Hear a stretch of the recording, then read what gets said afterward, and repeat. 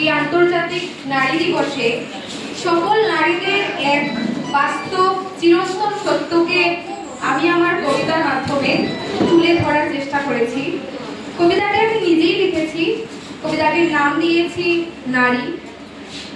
মানুষ কেন বলে রে ভাই, নারীদের যে নেই কিছু? আমি দেখি জগৎ চলে নারীর পিছু পিছু।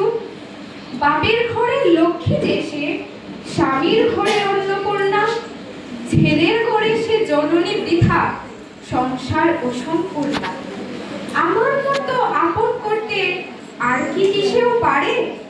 বাপের ঘরকে ছেড়ে এসে পরকে বাদী ঘরে।